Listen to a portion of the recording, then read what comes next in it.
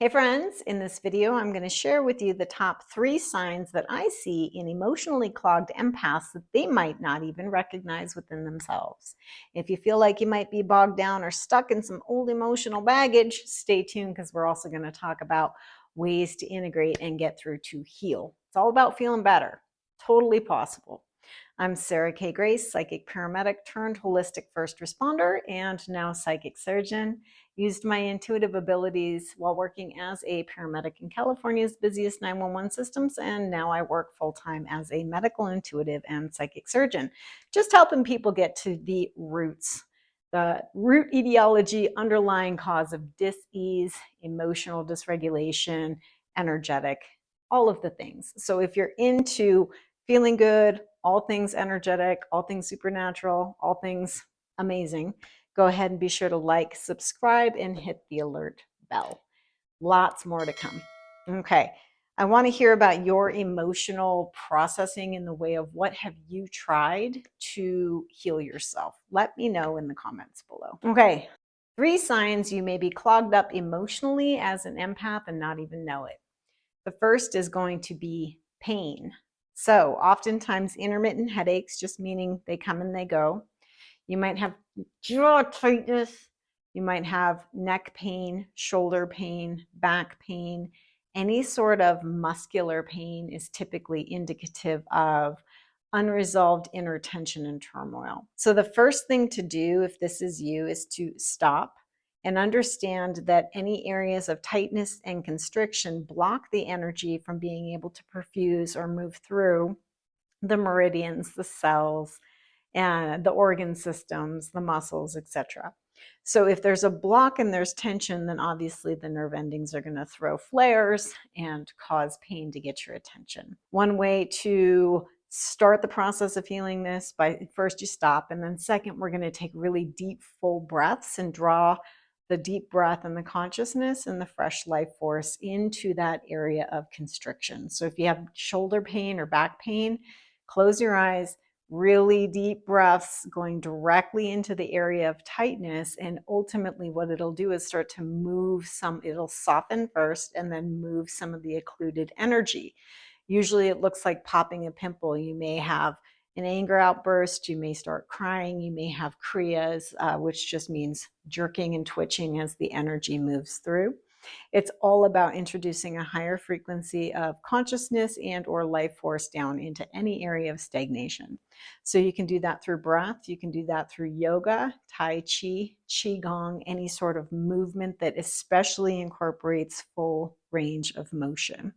Really great ways to move through and strengthen and elongate any areas of constriction. All right, so pain, that's first and foremost. Second, you may feel as though you weigh 1,000 pounds, feeling apathetic, lethargic, sluggish, like nothing matters, like there's no point. Usually as sensitives, we feel the collective very strongly, and that mirrors what's unresolved within ourselves. So if we are not taking proper measure every day, just little steps every day to keep your auric field clear, your body systems clear, it coagulates over time. And usually it looks like people walking around in like clouds of gray cotton candy. That's usually what the auric field looks like when someone has gotten to this point. And again, it's not bad or wrong. All right. It's just where you may be right now. If this is you, again, breath, movement, we're going to increase hydration. I'd like you to go out in the sunshine and get 10 to 15 minutes of direct sunlight if possible. Epsom salt baths are really great for this, as is just movement can really help to get you out of the ditch and start to re-regulate dopamine, serotonin, and the feel-good endorphins and catecholamines in the body. Those are pretty basic. Additionally, if you want to lean in even more, one, we want to strengthen the outer boundaries of the auric field, and you can do that by visualizing yourself in a golden bubble of light or any color that feels good to you. You can envision yourself rooted down in the earth and dropping any of the excess energy that's no longer in affinity with your highest and best purpose down into the ground. These are all ways of transmuting some of that auric field coagulation, as well as beginning to really set the outer boundary of your field. It's not your responsibility to feel the weight of the world. You're not responsible for other people's emotions. And as sensitives, oftentimes we become codependent caregivers. We lack boundaries, we bleed out, and we oftentimes get really, really heavy and bogged down as a result. Okay. So, again, if this is you, boundaries, grounding, movement, sunshine breath, water, and the basic things to clear the field.